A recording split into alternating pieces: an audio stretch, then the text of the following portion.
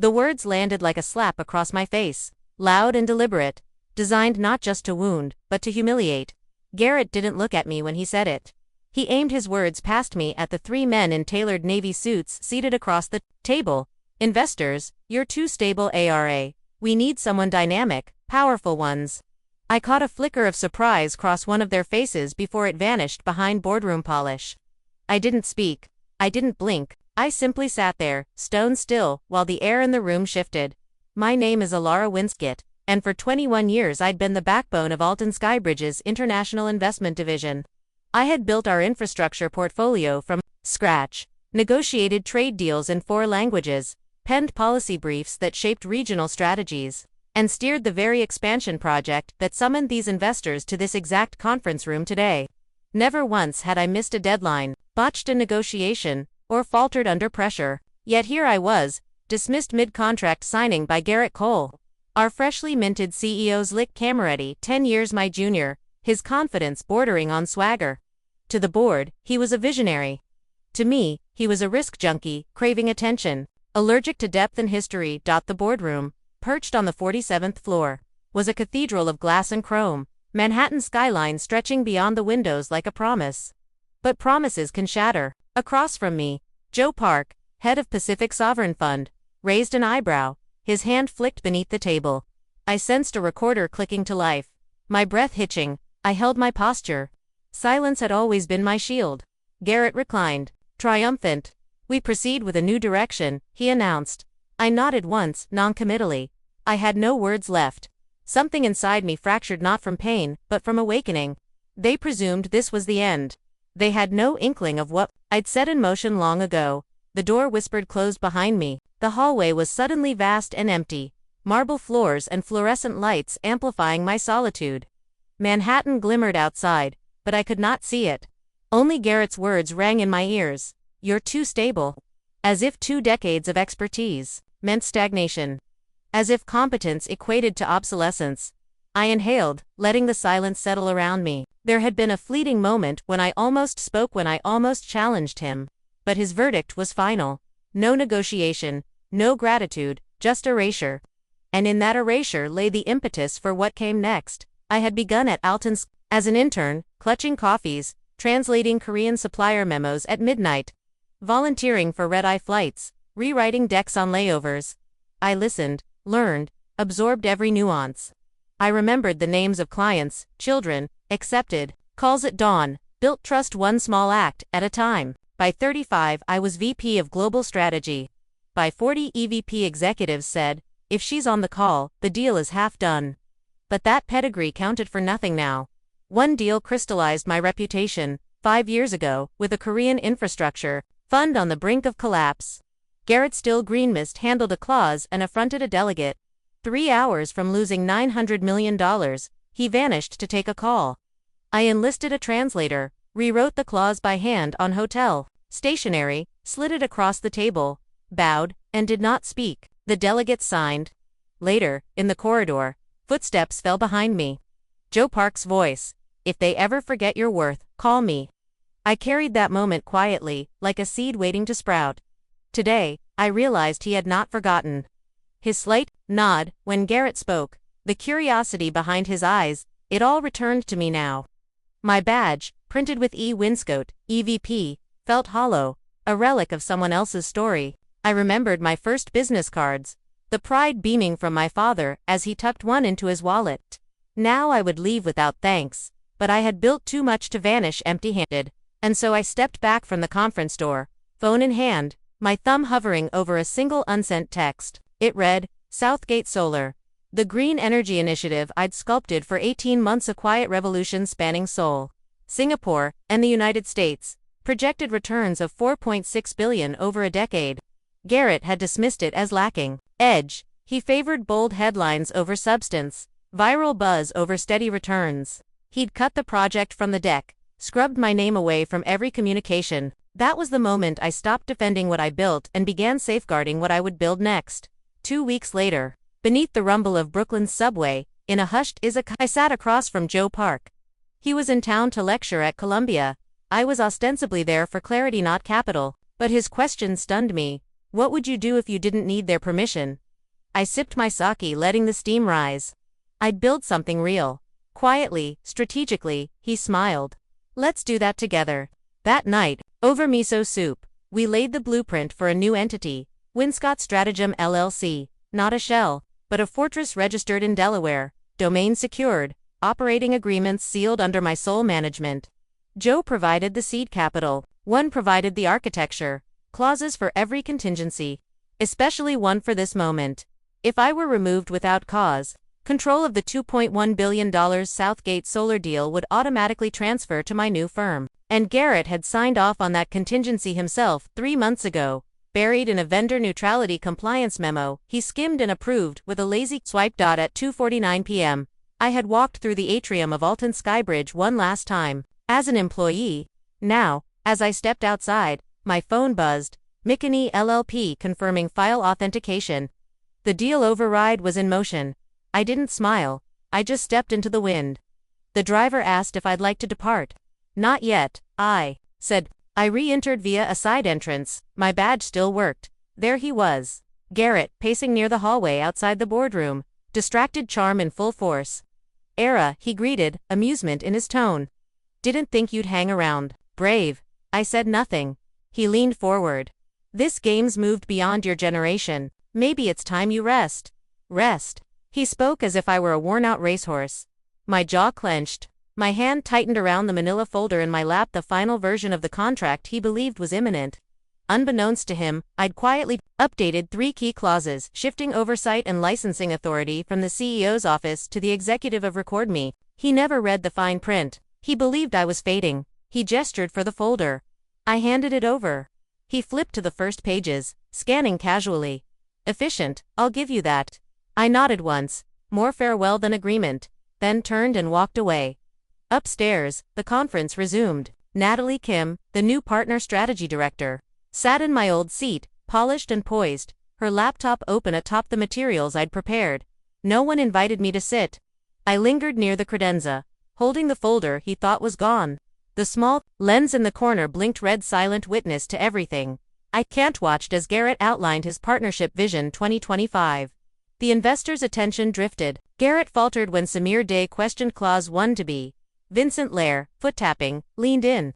That clause was reconciled by Winscott 6 months ago. Garrett's smile tightened. We're in a new direction now.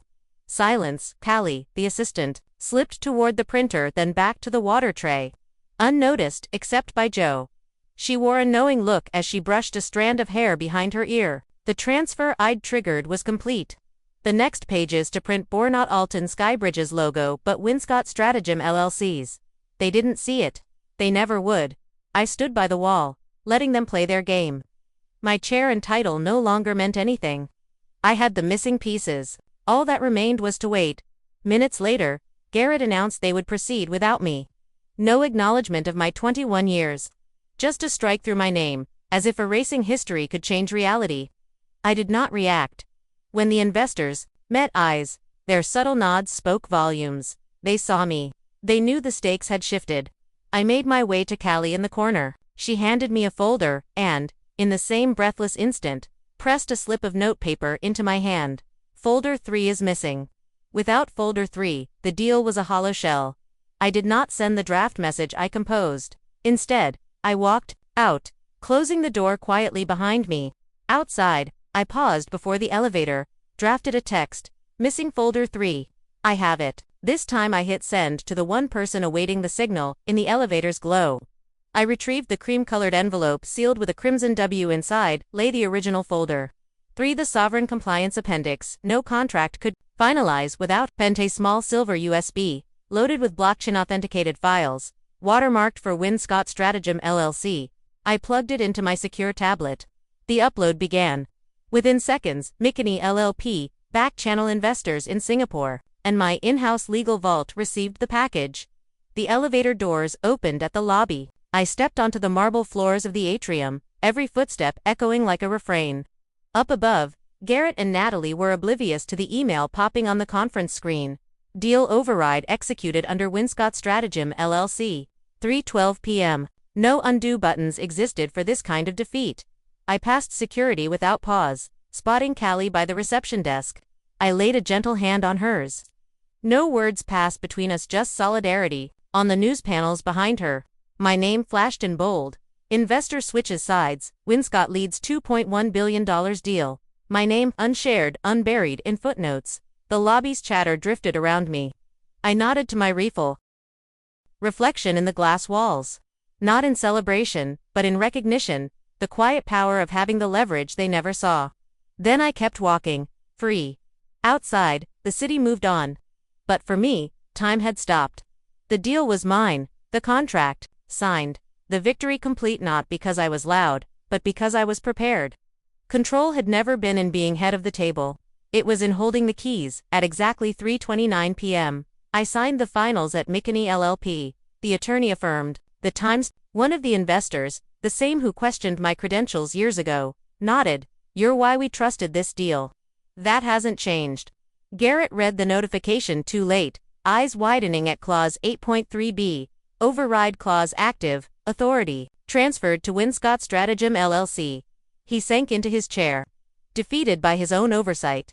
I gathered my coat and bag, the weight of my wax-sealed envelope at my side. I walked through the revolving doors one last time, not as an EVP but as an architect of my own destiny. If you've ever been told you're too steady for the spotlight, remember, you don't need noise to be heard, just preparation, just resolve, just own your worth. And when they say it's the end, it may be only the beginning. The city grid hummed beneath me as I stepped onto the sidewalk.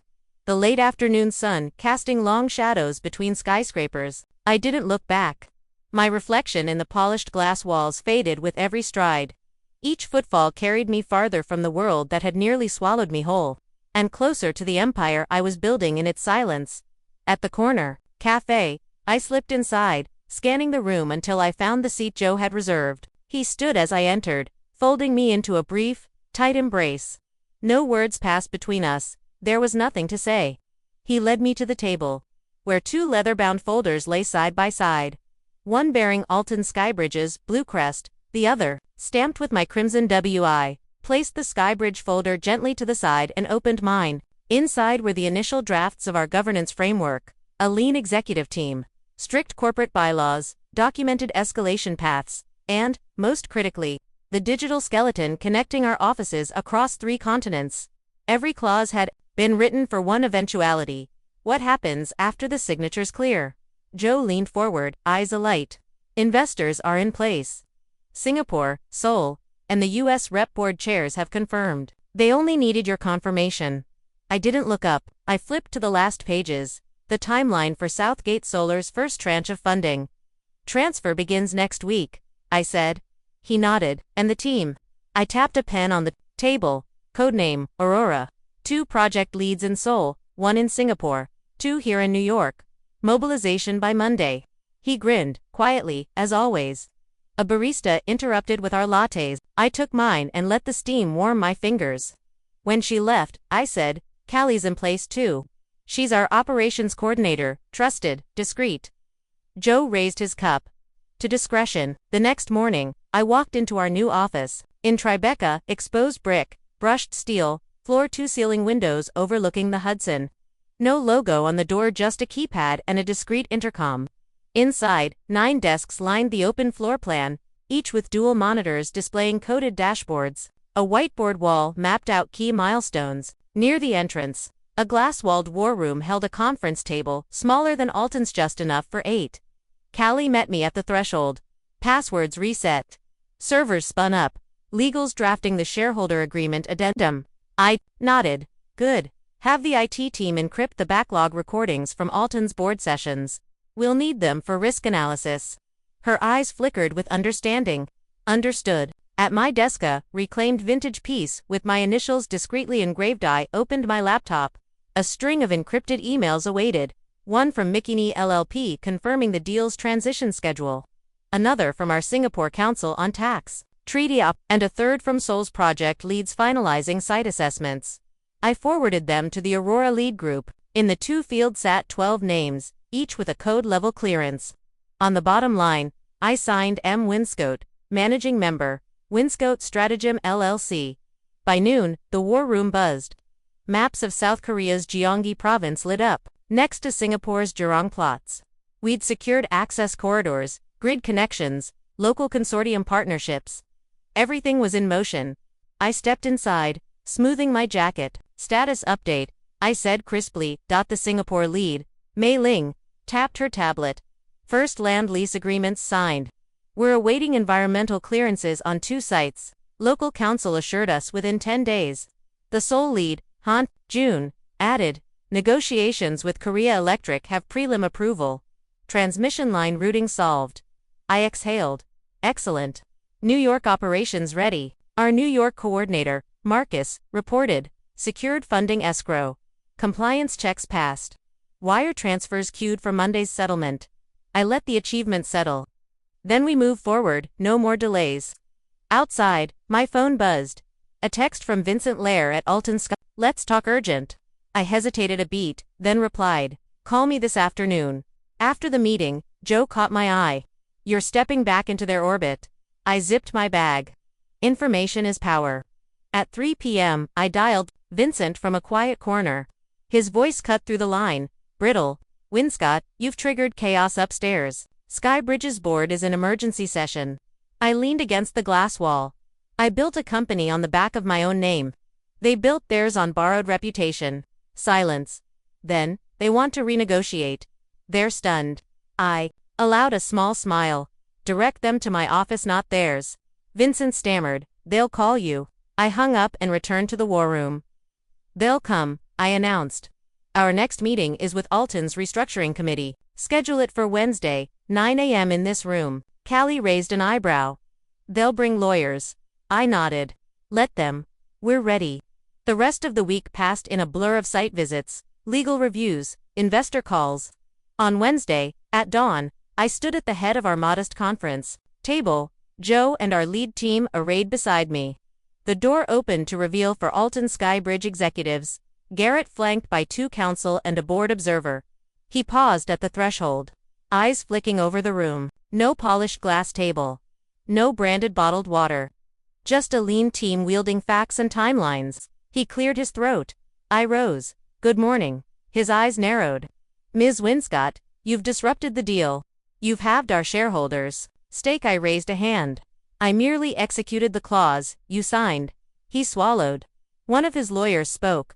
We're here to discuss reinstatement of Skybridge's role as lead investor. I tapped a tablet, bringing up the original compliance appendix. Clause 4.2. Lead investor authority transfers only with unanimous consent, including the managing member of Winscott Strategim LLC. That's me. I set the screen. Underlined. Text glowed. Garrett's face paled. Joe watched without expression. You've asked for renegotiation, I continued, but without amending this clause. There is nothing to negotiate. Control remains with us. A tense silence filled the room. Finally, the board observer cleared his throat. We propose a joint venture structure 50-50 50ths. I considered him. On what terms? He glanced at his notes. Equal board representation, shared oversight, governance committee. I leaned forward. I'll consider that once the Aurora sites are operational. Not before. Garrett's counsel tried. This will delay project timelines. I cut him off. Not a day. Winscott Strategim has contingencies in place. We proceed on schedule. They exchanged glances. The offer evaporated. The reality was clear. Without my signature, without control of folder 3, Southgate Solar, Woodstall and I held the only validated documents. Garrett sat heavily. You're unyielding. I smiled. I'm prepared. They left without another word.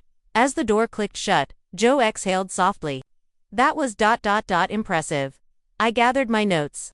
We'll draft the JV proposal on our terms. They'll come back. Weeks later, the joint venture was finalized under terms I dictated. Winscott Strategim held 60% voting rights. Skybridge 40%. The CEO rotated annually, next term mine. All executive hires approved by my office. The board observer became a neutral governance officer entrusted to a third-party trust.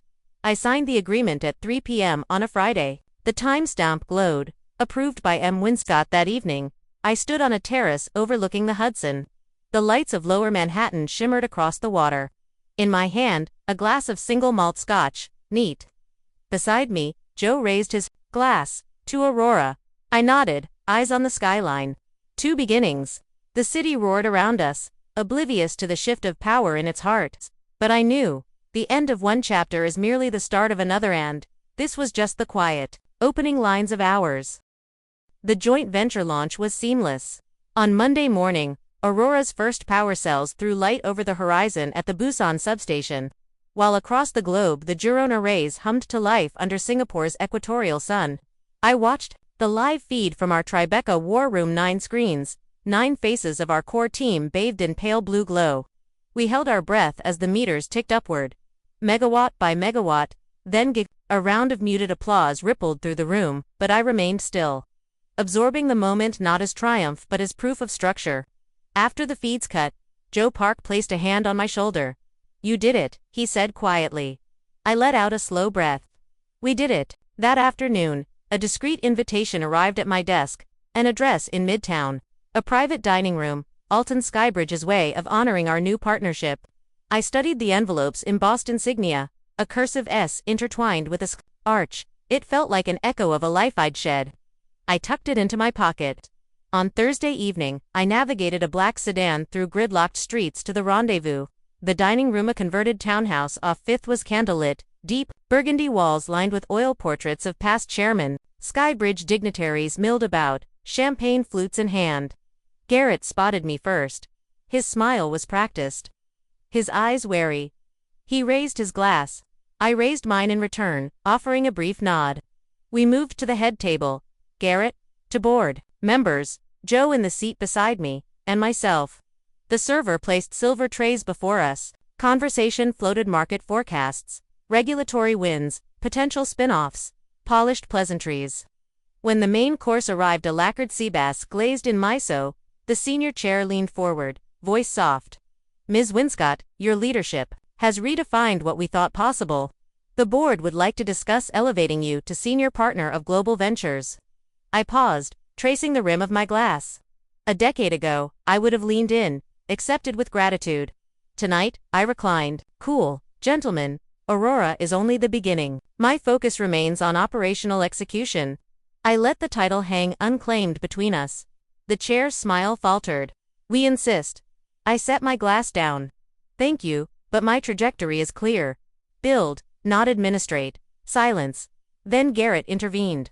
"Allara, we value your vision. Titles follow performance." I inclined my head. "My performance is in the grid, not the boardroom." Dinner concluded with polite nods rather than toasts. As we rose, I passed by Garrett. He murmured, "Still too stable." I glanced over, my shoulder, lips curved. You learn the value of stability when the world runs on it. Outside, the night air was cool. I inhaled deeply. Joe slipped an arm through mine. "You handled that beautifully." I shrugged. Courtesy of structure. Over the next quarter, Winscott Strategim LLC expanded. We opened a small office in Seoul's Digital Media City, another in Singapore's One North Precinct. The name on the door remained simply WA. Teams multiplied. Energy analysts, legal tech architects, finance strategists. I hired quietly, promoting from within the core group that had built Aurora's blueprint. Each new hire signed non-compete clauses that wove into our governance code. By year's end, Aurora's outputs had surpassed projections. Investors convened in Singapore to celebrate and, more importantly, to plan the next phase, cross-border green hydrogen production. I stood in the conference room overlooking Marina Bay, watching steam rise from the pilot plant. My phone buzzed, a calendar invite from Alton Skybridge, year-end review with Global Ventures. I declined with a one-word reply, "Congratulations." Late that night, I sat on the terrace of our Tribeca loft, gazing at the Empire State Building's spire lit in hopeful green. In my lap lay 2 documents. The initial MO for hydrogen and the draft terms for our next special purpose entity codename Aurora Plus.